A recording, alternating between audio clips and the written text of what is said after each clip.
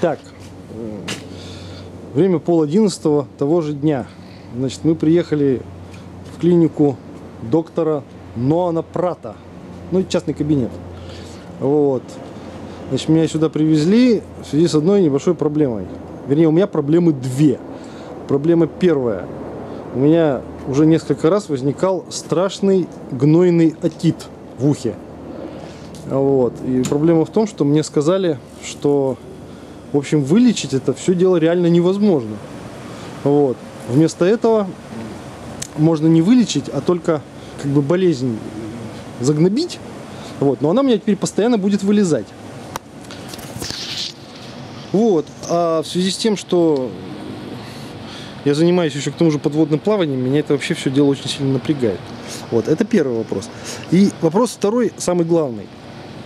Я страшно и чудовищно храплю, как и множество моих отечественников, вот, что доставляет ужасные неприятности моей жене в том числе.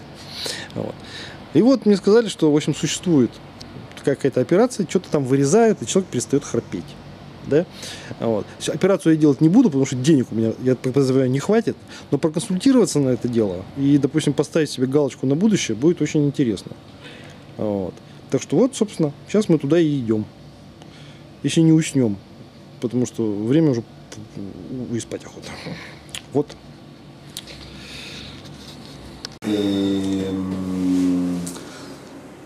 Шалом.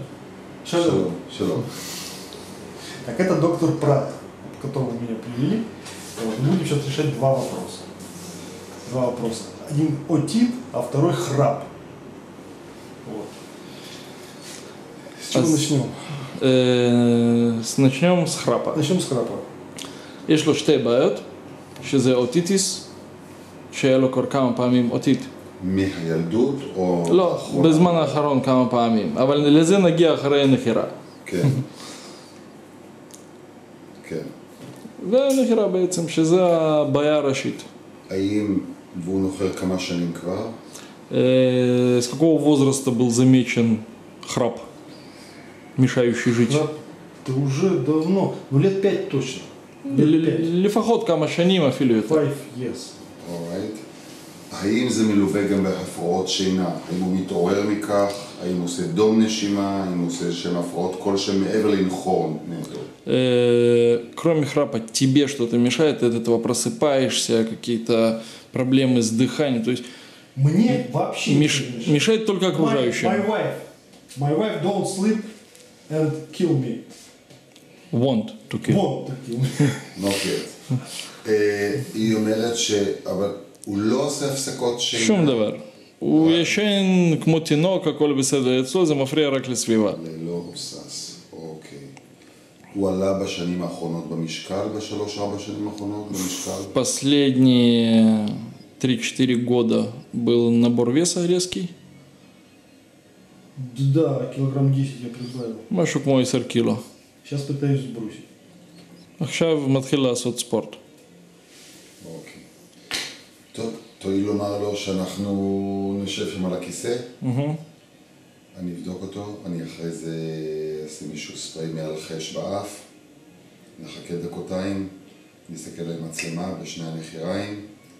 נסתכל יחד על המסך, לראות האם יש הפרעה חסימתית בדרכי הנשימה, קרי באף, בפה, בלוע, בגרון, מה שנקרא לארינקס, ואחר כך נחליט, במקביל אני גם כמובן נסתכל לו באוזניים במיקרוסקופ כדי לראות למה, האם זה קשור או לא קשור ישירות ובעקיפין להפרעה חסימתית באף ולבעיות באוזניים. שב בבקשה, חביבי, פליז. Сейчас ты садишься вон в то кресло, да? Тебе проверят с камерой полностью, начиная от ноздри, через нос, в горло, носоглотку и горло, вплоть до голосовых связок. И после чего посмотрят под микроскопом твои уши и попробуют связать твой храп с проблемами с ушами или, наоборот, не связать, то есть отрицать это. Ну и, соответственно, сейчас тебя всего исследуют. Нет, не больно. Это не больно. Окей. Это не больно, в нос будет, тебе побрызгают специальным спреем, который заморозит тебе нос, соответственно, ничего не чувствуешь, только немножко щекотно. Дорогая, только ради тебя.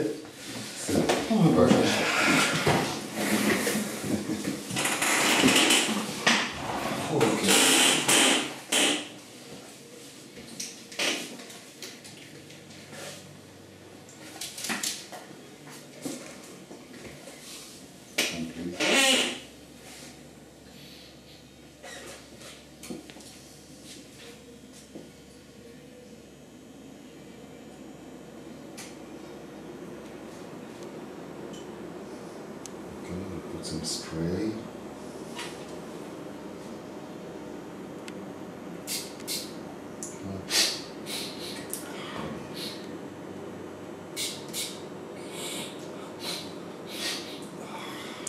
Сильный вдох.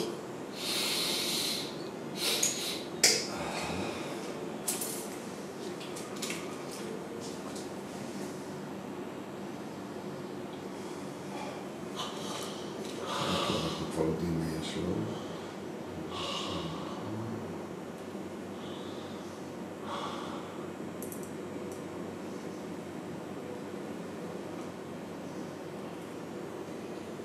אני גם מנצל את הבדיקה, היות והוא מעשן כבד מספר שנים, אני מנצל את הבדיקה לבדוק את חלל הפה והלוע מנגעים חשודים שמתגלים בקלות רבה בבדיקה.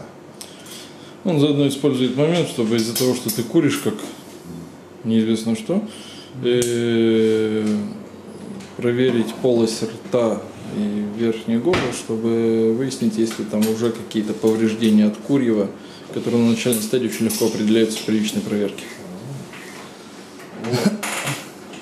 שזו בדיקה אגב, אצל כל מעשן חשובה ביותר. כל מעשן חייב לבדוק את דרכי נשימה העליונות אחת לחצי שנה, כיוון שהבדיקה היא קלה, לא חודרנית, ומגלה נגעים בשלבים ראשונים, אם אכן יש איזשהו מצב טרום סרטני, והיא לא מצריכה שום אמצעי מיוחד למעט סיבים אופטיים ומיקרוסקופ ונורת מצח. הבדיקה היא קלה לביצוע וחשובה ביותר ומצילה חיים לעתים.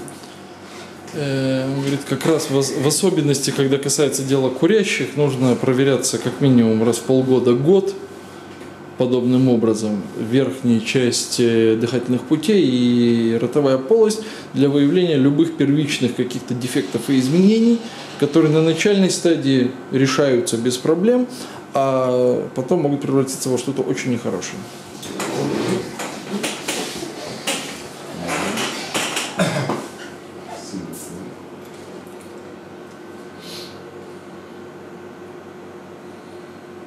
Вот как раз в этом ухе у меня был отит.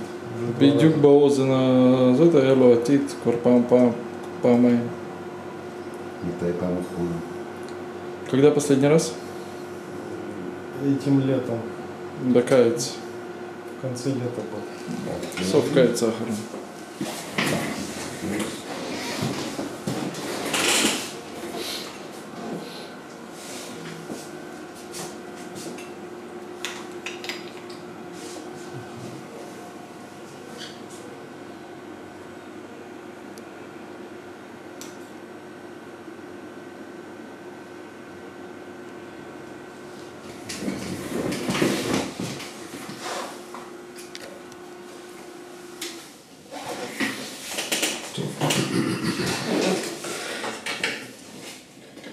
תגיד לו שהבדיקה היא מבוצעת עם סיב אופטי פדיאטרי של 2.2 מילימטר, שמאפשר א', בדיקה קלה ולא כואבת, ב', חדירה למקומות שונים שהסיבים האופטיים הרגילים שמשתמשים בהם בבתי החולים לא מספיק דקים, ולכן איתם אי אפשר לבצע את הבדיקה במלואה. Проверка выполняется педиатрическим, то есть детским оптическим прибором, которое позволяет зайти в те места, которые обычным прибором, который в больнице делается взрослым, невозможно выполнить. Я как будто ребенок. תסביר לו שזה לא קורה. Это не больно, не дергаться и не нервничать.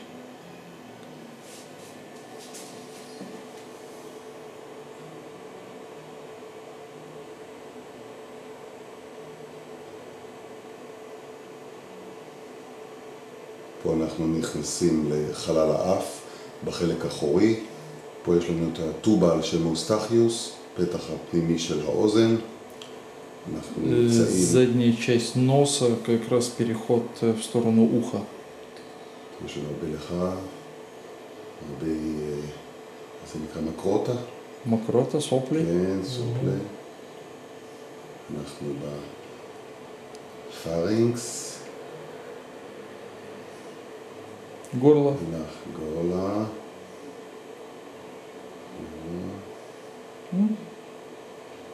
скажи и. אוקיי, סטופ. и. אוקיי.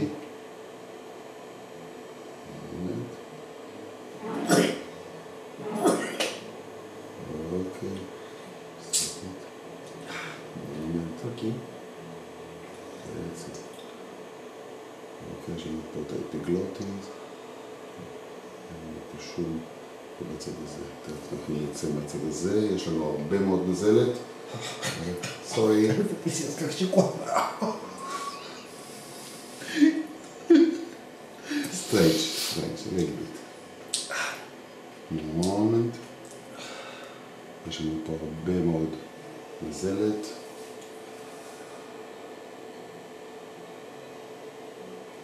אנחנו בחלל האף, מצד ימין. Значит, через нос проходим с правой стороны. נפתח ינטיוב מצד ימין. אנחנו יורדים לגורלה. Спускаемся в горло. מומנט. תגיד לו שלא יבלע יותר. Не старайся не глотать. אוקיי.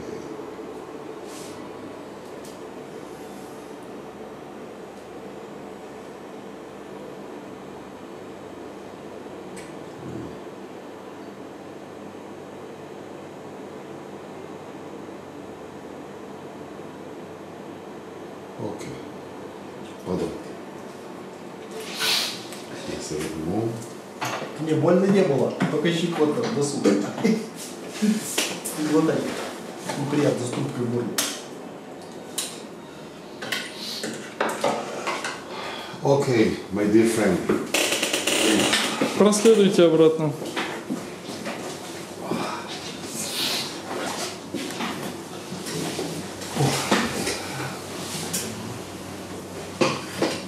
אז קודם כל, שני דברים. האוזניים עכשיו, זו לא הסיבה הראשונה שהוא בא בגינה, אבל האוזניים שלו נראות כרגע תקינות, ואין לי ספק שיש סיבה אחת לדלקות אוזניים שהוא סובל מהן, זה ניקיונות עם המקלוני אוזניים. וזו הסיבה לדלקות אצלו. На данный момент вы уже выглядит просто прекрасно, никаких проблем там нет, и у него не остается сомнений, что причина твоего отита, она то, что ты чистишь уши ушными палочками. Было дело. Чистишь уши ушными палочками? אין ספק. זה דבר שמי שמתמחה בנושא רואה את זה על פי מבנה האוזן, התעלה מעט מוצרת, התעלה החיצונית, האור שלה מגורה ביותר, וזה באמצעים שמתאימים אך ורק או לחולי פסוריאזיס שאין לו, או לאנשים שמנקים ומחטטים כרוניים באוזן, מה שעושים כנראה רוב אוכלוסיית העולם, אבל לא תמיד זה מסתבך בדלקת. לכן זה דבר שצריך אצלו להפסיק מיידית. Это видно сразу же, тот, кто понимает в данной проблеме, это видно сразу же по расчесанной ушной раковине. Это или бывает у тех, у кого будет псориаз, у тебя такого нет, или те, кто слишком агрессивно и невнимательно чистят уши ушными палочками, что приводит, соответственно, к воспалительному процессу. Несмотря на то, что весь мир это делает, и не у всех это бывает, но тебе нужно с этим делом прекращать. У меня отит появился в тот момент, когда я, извините, искупался с ружьем в холодной воде. Но после этого отит появился. Ну, может быть, оно, конечно, совпало. הוא אומר שהטיט התחיל מזה שהוא הלך לשחות במים קרים מאוד. באחוז. אין מעולם לאף אחד לא דווחה דלקת באוזן חיצונה אם אין איזושהי פגיעה בתעלה חיצונה. ורואים את זה, רואים שהתעלה מגורה אצלו. זאת אומרת, ברגע שהוא יפסיק לגעת, ולאחר הרטבת אוזניים, לא קשור כלל אם זה במקלחת או באמבטיה או בים וכולו, לנקות אוזניים זה אך ורק עם טישו. מה שהטישו סופג זה מספיק, ואם נשארת קצת רטיבות, היא מתאדה לבדה. לא לנסות לייבש עם הקלונים עם שום אמצעי אחר מעבר לנייר טואלט פה בחוץ. אבל בפנים שם בדרך כלל מצטבר כל מיני... לא, אז ככה, הנוזל שישנו אחרי מקלחת, הוא מתאדה. לא נוזל. הלכלוך שנוצר, ונוצר אצל כולנו כאיזה מערכת הגנה לאוזן, שבלעדיה אי אפשר לשמור על ניקיון האוזן, היא יוצאת לבדה. יש לאוזן מנגנון טבעי שהוא מוציא. יש שני סוגי אנשים באחוז בסך הכל קטן באוכלוסייה שגורם להם להצטבר. אני לא מדבר על אלה שמחטטים, שעל ידי כך הם דוחפים את זה פנימה, שזה הסימן נאמר 1. אצל אנשים מסוימים, בעיקר אצל אנשים מבוגרים, המנגנון הוא איטי. ההפרשה היא יבשה, אז היא מצטברת, ואכן הם צריכים להגיע לרופא פעם בכמה חודשים, חצי שנה לנקות. ויש הרבה מאוד, גם אצל צעירים, ייצור יתר, כמו זיעת יתר. הגוף לא עומד, כמנגנון הטבעי שלו לא עומד בכך, ולא מצליח להוציא את האקסס, את העודף, ואז צריך לבוא לנקות. אבל באופן כללי, אחרי מקלחת או הרטבת אוזן, עם טישו, הלכלוך יוצא דרך הטישו, ובפנים לא נשאר שום דבר אצל ров האנשים. В большинстве случаев достаточно почистить ухо просто с мокрой салфеткой, максимально до сколько доходит. И человеческое тело, и в данном случае ухо, и само знает, когда нужную грязь оттуда выталкивать и убирать. Соответственно, то, что наружу есть, для эстетики нужно убрать. Внутри ничего трогать не надо, оно само пройдет, никаких пробок нет. То есть это все не соберется настолько, чтобы заткнуть тебе ухо. Проблема бывает в более старческом возрасте, когда уже тело, ну, скажем так, эта система работает хуже, и там собирается. Ну, тогда раз в полгода-год нужно приходить к врачу, и он все там почистит очень основательно и хорошо.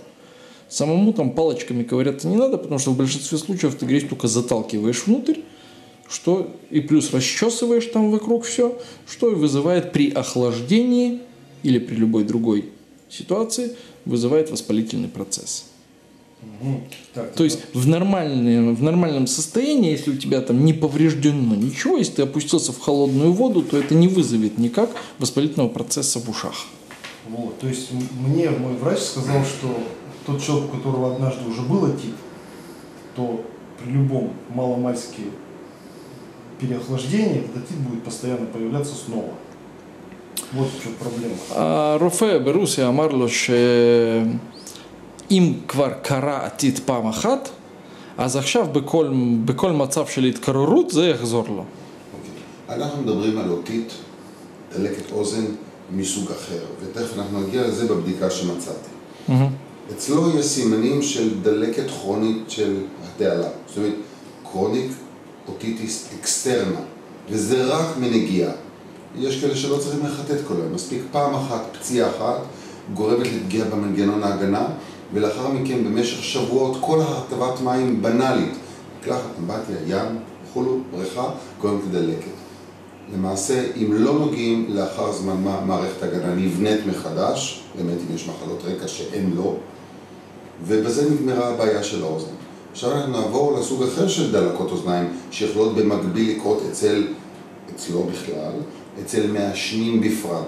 הרי מה שעשיתי עכשיו למעשה, בדקתי אותו לצורך העניין של הבחנה, ואולי טיפול כזה או אחר בנושא של הנחירות והדום נשימה, שבמקרה אצלו איננו, אבל אין לספק שאם הזמן יגיע. אז ככה, בבדיקת הפה והלוע, אין בעיית שקדים, חלל הפה בסך הכל נקי מכל מיני נגעים חשודים, אמצעים שונים שכבר על הדרך בדקנו אותה כי זו חובה. יש לו חך רך וענבל ענקיים מאוד מאוד ארוכים.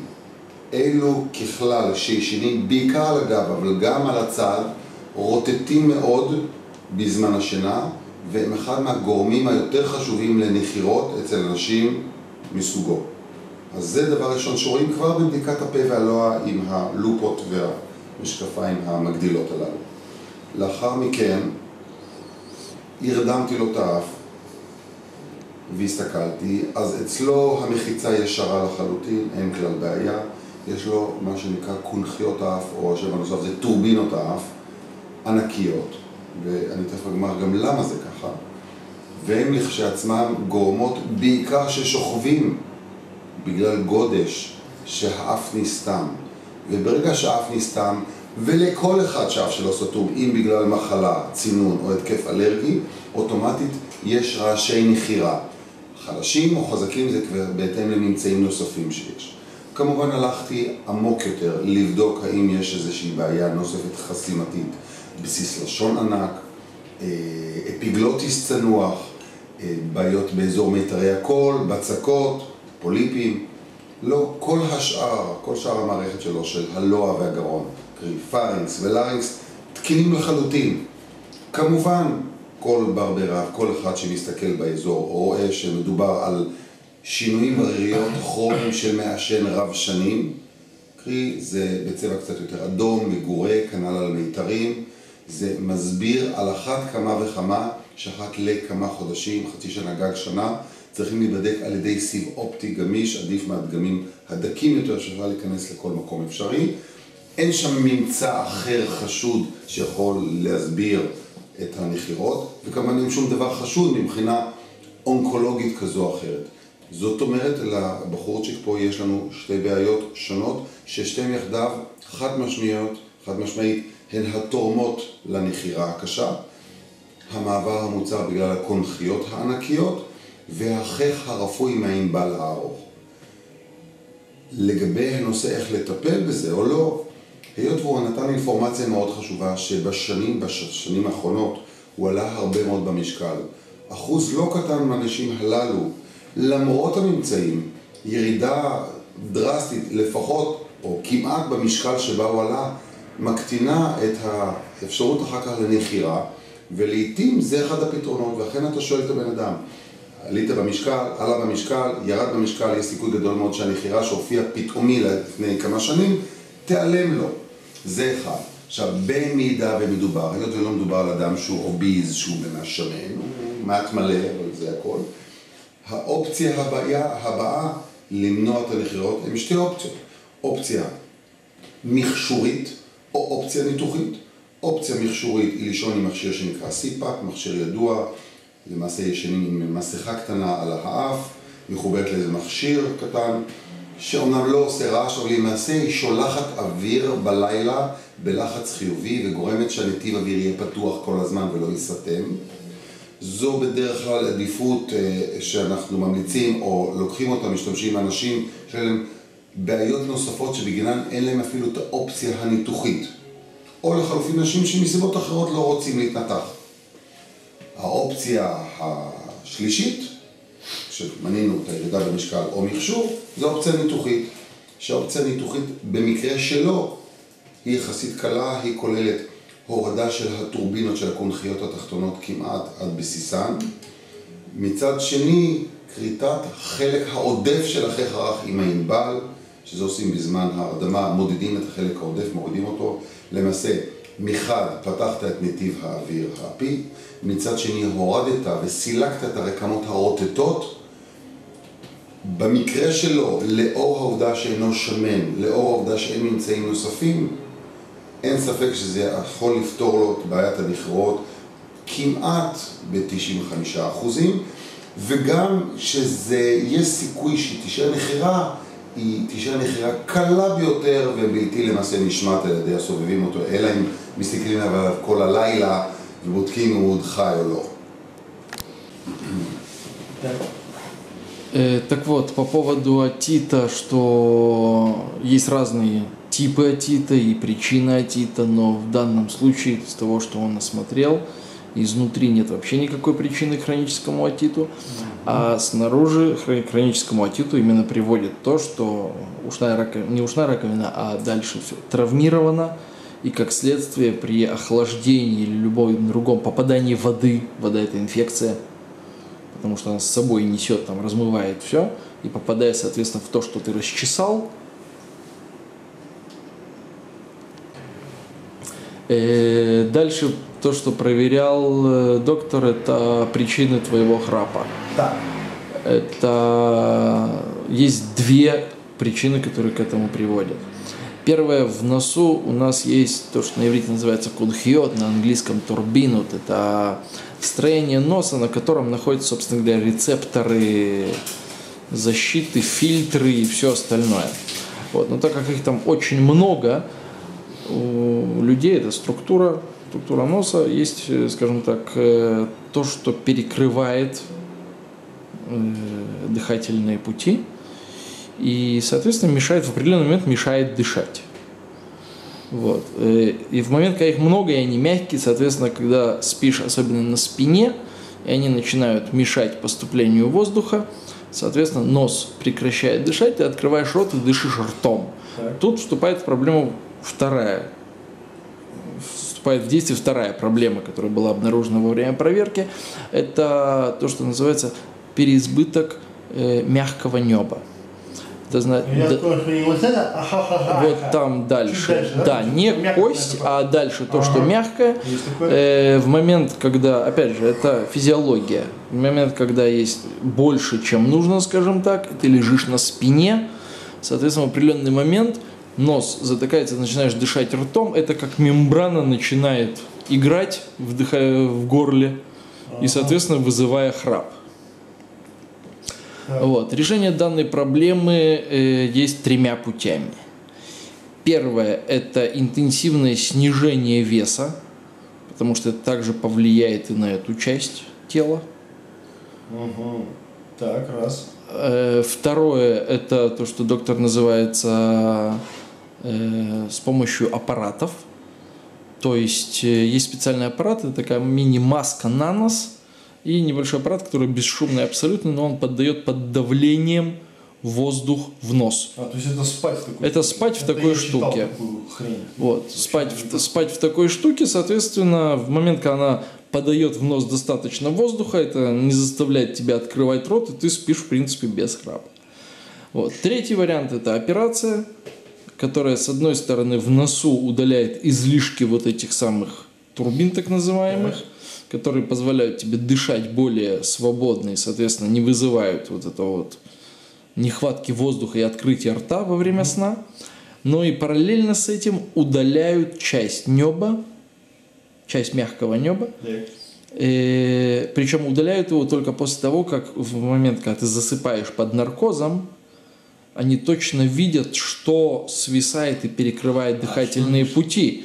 И то есть не там удаляют все, а удаляют только то, что лишнее, и, соответственно, мешает тебе дышать. Потому что в будущем дальше, если это продолжит, или продолжишь вес набирать, или это просто продолжит увеличиваться, в определенный момент это даже будет приводить к остановке дыхания, потому что это будет полностью перекрывать тебе горло, и ты посреди ночи будешь вдруг... Это уже апноэ называется, да? Посреди ночи будешь вскакивать от того, что тебе не хватает воздуха, и ты задыхаешься. Вот. Поэтому мы приходим к 3 решениям данной проблемы. Соответственно, нужно начать с интенсивного похудения, а через какое-то время, если это не поможет, то встретиться с доктором и обсудить варианты развития событий. Так, у меня вопрос такой. Значит, вопрос такой, насколько этого хватит хозяйства? То есть, если мы его вырезаем, получается, оно и потом снова начнет расти. Вот такой. И как быстро реабилитационный период заканчивается? השאלה לגבי תוצאות הניתוח. קודם כל, לכמה זמן זה מספיק? האם זה פותר את הבעיה עד סוף החיים, או שזה באיזשהו שלב יכול לחזור, כי זה חזרה יגדל אחרי שאתה תוריד את זה? ושאלה שנייה בעצם, כמה זמן אחרי הניתוח הוא חוזר לחיים הרגילים?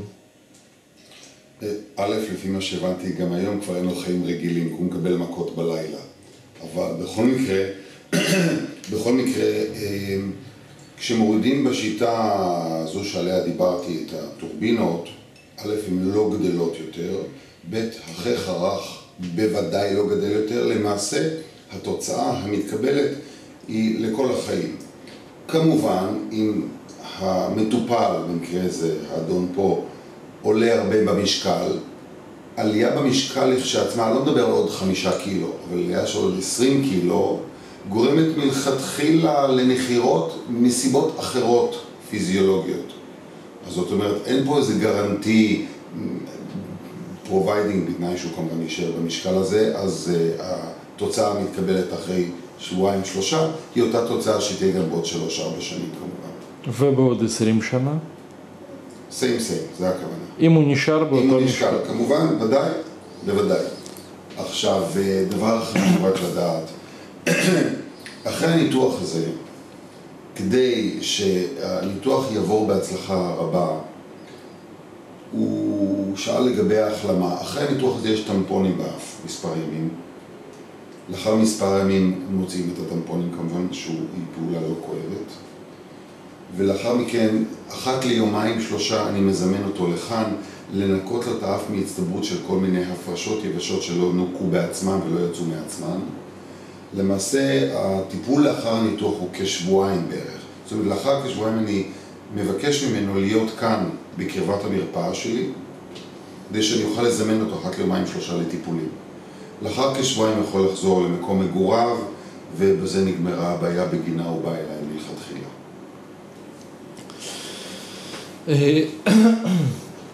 Первое, ни турбины, ни небо не растут после этого. Единственная причина, которая может привести к снова возвращению храпа, это набор веса снова. И, соответственно, если после проведения операции наберешь еще 10, 15, 20 килограмм, соответственно, это возвратит тебе храп.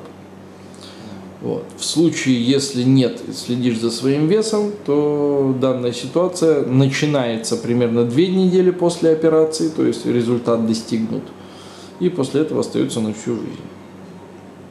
Без каких-либо возвратов, потому что оно не растет. Вот. Теперь по поводу самой операции, что достаточно безболезненная процедура, единственное, что сильно мешает, это несколько дней нужно ходить с тампонами в носу, в обеих ноздрях. И после этого убираются тампоны, и нужно раз в 2-3 дня приезжать сюда, в клинику, к доктору, чтобы он чистил нос от разных скоплений. И примерно это все длится 2 недели. То есть с момента операции 2 недели нужно находиться здесь, в Израиле. Хорошее дело. Ну, в близости от клינики דוקטора. לא, הוא מאוד שמח מזה שאני עכשיו אומר לו שהוא שבועיים יצטרך להישאר פה. לא סבל נשמע לי, לא סבל גדול. בדיוק.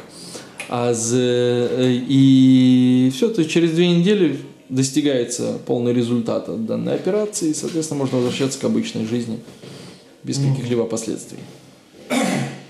Так, тогда окей. Последний вопрос. Курение как-то влияет на это хозяйство? האם עישון איכשהו גורם לזה, או משפיע לזה, או בעצם עכשיו אני מוסיף כבר לשאלה שלו, שאם זה יכול לגרום לחזרה של הבעיה לאחר הניתוח. א', הבעיה אצלו היא בעיה מבנית, מבנה. כמובן, עישון עושה דברים נוספים מעבר לניקוטין ולחומרי הבעירה. עישון בעצמו גורם לבצקת, נפיחות קלה של כל ריריות דרכי הנשימה. וזה גם עושה בצקת של הריריות של האף. 2, אחד הדברים החשובים שבדקתי, זה היה הנזופרינג, זה החלק האחורי לראות, כי עישון רב שנים גורם לבנייה מחדש ולגדילה מחדש של רקמה אדנואידלית, שהיא לכשעצמה, א', סותמת את האוזניים מבפנים, ולעיתים גורמת גם לדלקת אוזניים. דבר שני, היא גורמת גם לנחירות. אצלו אין את זה. אז לצורך הנושא של השאלה הספציפית, האם העישון גורם? לא, עישון גורם לבצקת. בצקת גורמת להיצרות במעבר אוויר, והיצרות במעבר אוויר גורם גם לנחירה. אך לאחר שאתה מוריד את הקונכיות, כמעט לבסיסם בצורה כזו, ומוריד את החך, אין שם מה שיגדל יותר. זאת אומרת, הוא צריך להפסיק לעשן מסיבות אחרות. Курение, да, влияет на храп, но после операции это уже не вернет эту проблему, потому что в момент, когда срезали, к чему приводит курение? Курение приводит к тому, что это не опухоль, а воспалительный процесс приводит к легкой припухлости поверхности, что, соответственно, тоже приводит к перекрытию дыхательных путей.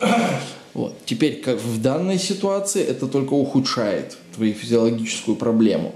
Но, в принципе, после того, как все это убирается хирургическим путем, там нечему нечему припухать, так сказать, и перекрывать, разбухать и перекрывать дыхательные пути, и, как следствие, это не должно вернуть. Через многие годы беспрерывного курения, к чему это приведет, это проблема. Это уже другое. Вот. Но бросать курить нужно и по другим причинам тоже. Само собой. Я так понял, если доктор ничего не сказал, значит, у меня там сейчас во рту пока ничего подозрительного. На данный момент нет, он сказал, я просто не доперевел из длинной беседы, что да, он все проверил, ничего там сейчас нет, ничего подозрительного, все там хорошо. Но вследствие того, что ты куришь, проверяться нужно почаще. Понял, курить надо бросать. И курить надо бросать. Людей.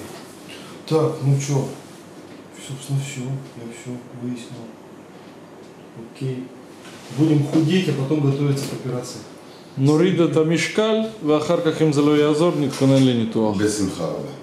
אני תמיד לשירותו. Он всегда к твоим услугам. Только скажи.